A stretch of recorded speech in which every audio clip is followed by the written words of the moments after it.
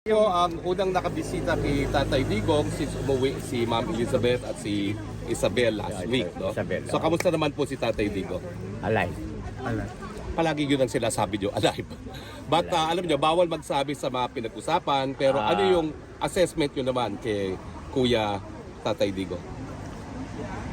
Again, Assessment nyo. alive. Was he happy during your visit?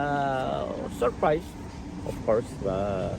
But Dahil hindi niya he was- akalain kayong susunod na bibisita. he was happy to see me also. So, okay lang. Yun lang ano, I cannot disclose what transpired. Pero yung physical condition niya, ano assessment niyo sa physical condition? Alive. So he was happy during your visit. Yeah. Okay. Pero nagkwentuhan naman kayo about many things. Mostly on family matters. Bawal i-discuss. So, yun lang. Is okay. Sir, Walang message or anything galing sa kanya? Wala naman. Kuwan lang. Mostly on family matters. So, pinag-usapan ng house beauty doing in the Philippines, mga anak niya, siblings and all that. So, How long are you staying po in the Netherlands? I will be here kung sino ang next magpapalit. So, probably in the next week or so. Sa mga 2 weeks kayo dito. So, nag-aantay lang ako who's going to take over. After that, then I go back home. Okay, not much can be reported talaga, no? Dahil pinagbabawalan. can I ask one question lang? Sir Bong, how did you feel that you're back here in the Netherlands and that you saw your brother alive? Actually, I haven't, hindi ko pa nakuha ng lamig because, you know, we just came from Los Angeles.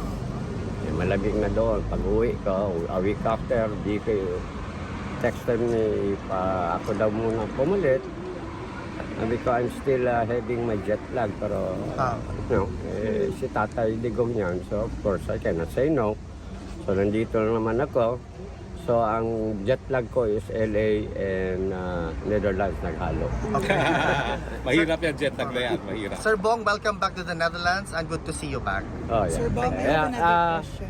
One thing, again and again, in behalf of the siblings, family ni PRRD, and myself, I would like to thank you again for your undying support kay PRRD.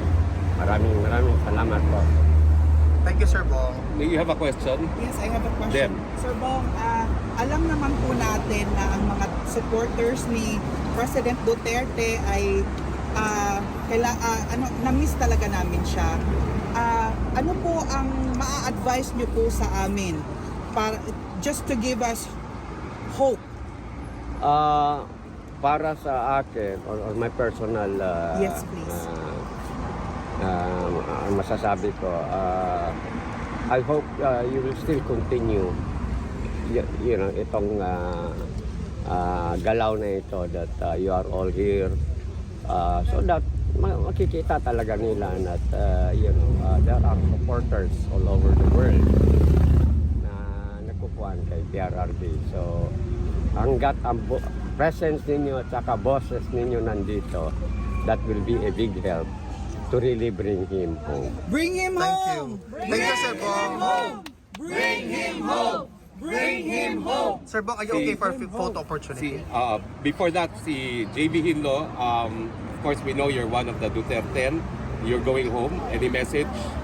Yep. I was here noong September 20 sa isang maisog event at bago ako umuwi bukas, I have to pass by our former president, si kay Tatay Digong. Gaya ninyo, isa ako sa unang nag-imbita sa kanya na tumakbong presidente. Yung katayuan niya ngayon dahil sa atin. Dahil hiningi natin sa isang mayor ng Davao na tahimik na mumuhay na ituloy ang laban at the national level. At hindi tayo nagkamali, pinaganda niya yung Pilipinas nung siya'y presidente. at nilabanan niya ang kriminalidad, terorismo at ang illegal na droga. This is the price he has to pay. Nakakalungkot, but makikita natin maraming nagmamahal sa kanya. Isa ako doon. Kaya bago ako umuwi ng Pilipinas, kailangan kong dumaan dito. So alam ba ni Tatay Digong na maraming Pilipino nagmamahal sa kanya? Sa susunod, sir, Sayang hindi mo nabanggit na nandito si JB. saan? Papasok ka pa naman ulit. Ngayon ko lang siya nakita. Bukas sabihin mo. Bukas sabihin mo. Pagbisita, nandito yung isa niyang senador. Malungkot ako, pero nagbukas rin sa aking mga mata na ang daming Pilipino, hindi lang sa Pilipinas, ang nagmamahal sa kanya. Yeah. Mabuhay ang Pilipinas! Mabuhay! Mabuhay si Tatay Digong! Mabuhay! Thank you po, Okay, Sir Bong.